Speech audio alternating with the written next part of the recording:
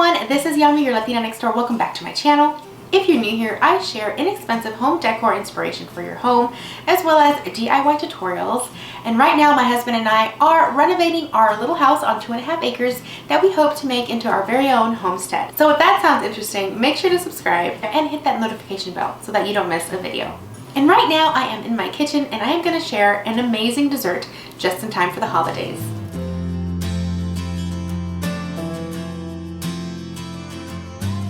Now, if you have been to a Hispanic restaurant, you might have seen it on the menu.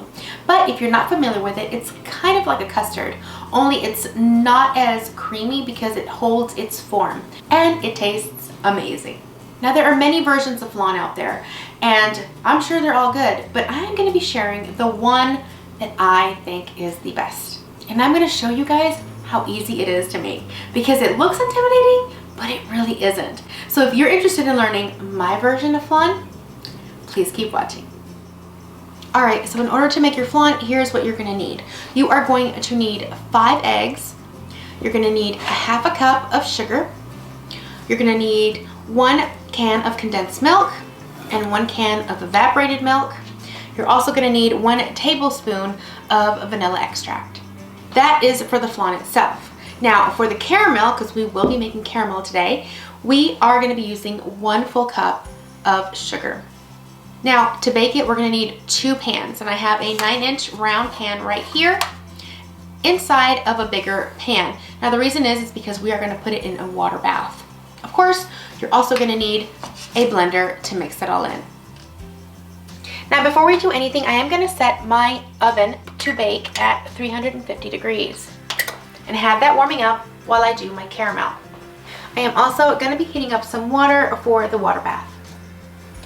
So now what we're going to do is I am going to put the full cup of sugar into the pot and turn it on to about medium-high heat. Now if you have a gas stove, you may want to keep it at medium just so it doesn't burn. Once it starts melting a little bit, I am going to turn my heat down a little bit, probably just under medium so that it doesn't burn.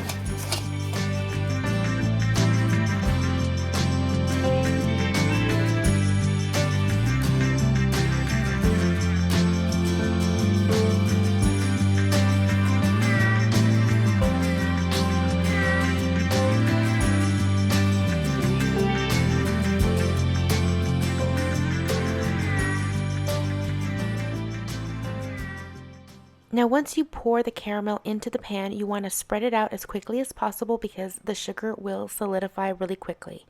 Be sure to wear oven mitts during this because the pan will get really hot really fast. Now once that's done, set it aside and start working on your flan. So now we're going to make the flan. Into our blender, we're going to put 1 can of evaporated milk. We are going to put also the evaporated milk. So then I'm also going to add the 1/2 cup of sugar. Oh, and if you hear that in the background, that's actually the caramel kind of cracking and in the pan, because as it's cooling, it's going to start to crack, and that's totally fine. Then I'm going to add my 5 eggs, completely whole.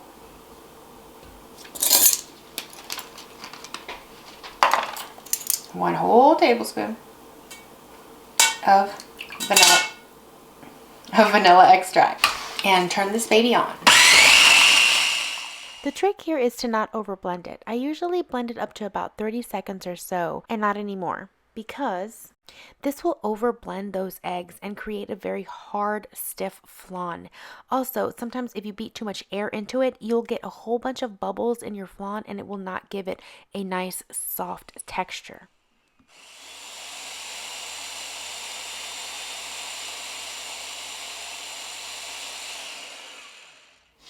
All right, so now that that's done, I'm going to bring this over and I'm going to place it inside of the bigger one.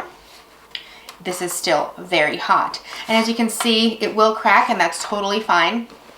All right, we're going to go ahead and pour it in, and it may crack some more because this is actually cool compared to the caramel.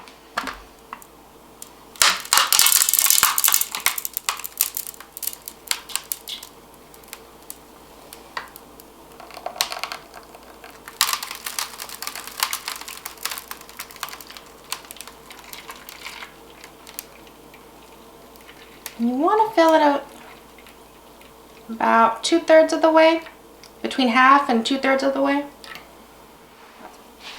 And then very carefully it goes into a 350-degree oven for 1 whole hour.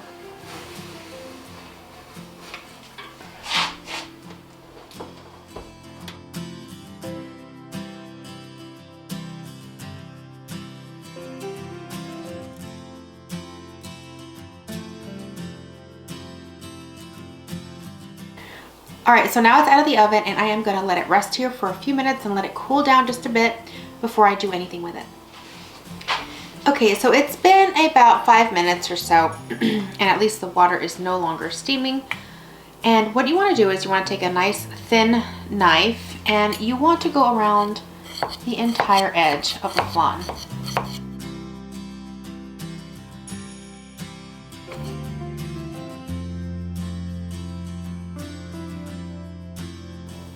Alright, so after you detach the edges like that with the knife, you want to come back and just shake it like this. Just twist it a little bit, and if the flan moves without the border like that, you know it's completely detached.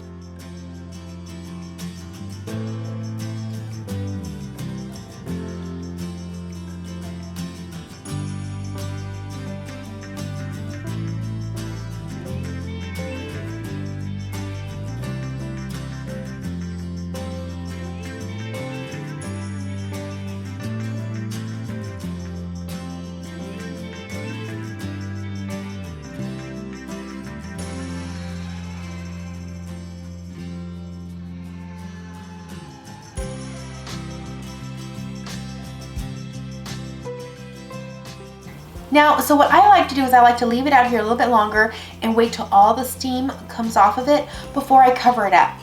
Then once that's done, I cover it up and I stick it into my refrigerator and leave it in there for at least 4 hours until it gets completely cold. Alright, so I have taken it out of the refrigerator. This is what it looks like, nice and cooled, and as you can tell, the caramel gets a little bit thicker while it's refrigerated, but it's totally fine. And now we're gonna give this baby a taste.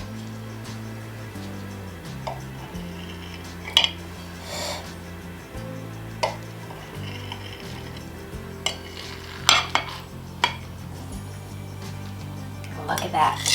Whoop. Put that right there. Look at that, it's so pretty. It's a perfect piece of flan right there.